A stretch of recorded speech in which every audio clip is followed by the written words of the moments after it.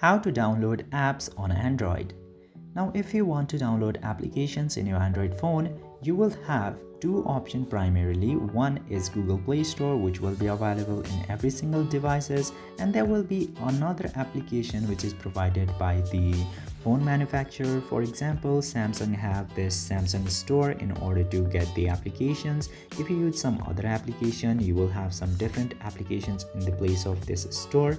So primarily most of the people uses Google Play Store anyways, and after you open Google Play Store, you just simply need to search for the application or find out the application that you would like to get.